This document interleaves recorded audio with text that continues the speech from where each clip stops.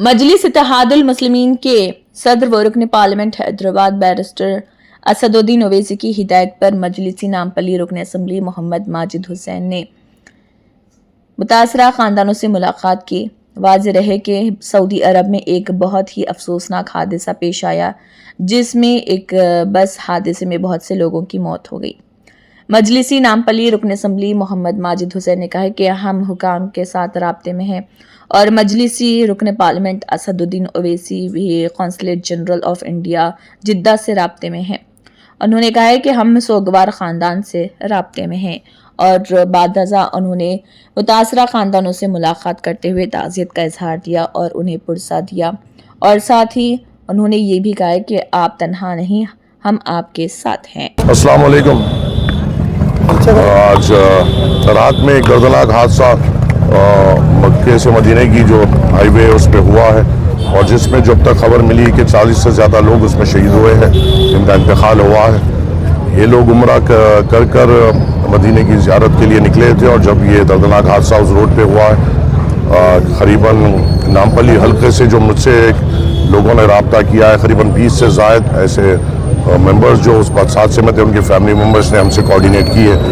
और हम पूरी कोशिश है कि उनको क्लैरिटी दे सके, उनके साथ ठहर सके, उनकी जिस तरीके से हमारे से जो मदद हो सकती है हम कर सके। हमने हमारे तरफ से भी यहाँ से मुकामी लोगों को भेजा है और वहाँ पे भी जो हमारे मुकामी लोग हमसे जुड़े हैं उनको वहाँ पर भेजा है ताकि वो इंडियन एम्बेसी से कोऑर्डिनेट करते हुए और वहाँ के एडमिनिस्ट्रेशन से जो भी हो सके कोऑर्डिनेट करते हुए इन फैमिलीज़ की जिस किस्म से भी मदद हो सके हम करेंगे। और हम पूरी कोशिश करेंगे कि जिस तरीके से सुबह में जैसे ही असदुद्दीन ओवैसी साहब को इसका इत्तला मिला वो फौरी तौर पर हम जब से ही हम लोग इंडियन एम्बेसी से कोऑर्डिनेट कर रहे हैं और हम लोग कंटिन्यूस राब्ते में और जो हमसे हो सकेगा अल्लाह ताला ने जो भी हमें ताकत दी है वहाँ से हम कोऑर्डिनेट करते हैं फैमिली मेम्बर्स के साथ मजबूती के साथ हम ठहरने की कोशिश करेंगे इंशाअल्लाह। हादसे में कितने लोग शहीद हुए हैं? करेक्ट नंबर वेरी कर रहा है हर जगह, इसलिए मैं नंबर से एहतियात कर रहा हूँ। मेरे सामने जो टोटल नंबर्स का मैं एहतियात कर रहा हूँ, मगर मेरे सामने जो नामपल्ली हल्के से जो फैमिलीज मुझसे कोऑर्डिनेट किए हैं वो करीबन 20-22 से ज़ायद फैमिली मेंबर्स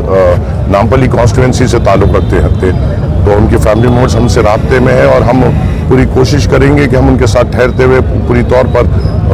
उनकी मदद कर सकें और उनको जिस किस्म की भी हमसे मदद चाहिए इंफॉर्मेशन के तौर पर या वहाँ पे भेजने के तौर पर हम उनके साथ ठहरेंगे इंशाअल्लाह ताला। तलबा है मगर उसमें जो आप या मैं जिस किस्म की भी मदद कर सकते हैं वो ये होता है कि पहले वीज़ा प्रोसेसिंग हो। वीज़ा प्रोसेसिंग के लिए जो वक्त लगता है वो तो वक्त लगेगा, इंशाअल्लाह हम कोशिश कर रहे हैं उसको जल्दी कर सकें। जो जा सकते हैं बराबर हम उनको भेजने में हम उनकी मदद करेंगे।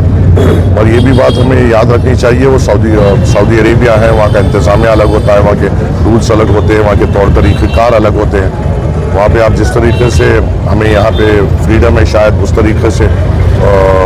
अगर हमारे लोग वहाँ पे जज्बात में जाते हैं तो खुदा न खास्ता ऐसा कोई नुमाइंदगी ना हो जिससे उनको भी नुकसान हो। हम पूरी तौर पे फैमिली मेम्बर्स के साथ बैठेंगे, तकलीफ़ में है वो तकलीफ़ ना मैं समझ सकता हूँ ना आप समझ सकते हैं। एक पूरी फैमिली का फौत हो जाना और वहाँ पे इंतकाल हो जाना और जो लोग एक ऐसे काम के लिए गए थे अल्लाह के घर के दीदार के लिए, ज़ियारत के लिए और रसूलुल्लाह सल्लल्लाहु अलैहि वसल्लम की ज़ियारत के लिए जो गए थे और फौरी तौर पर ऐसा हादसे की न्यूज़ आना,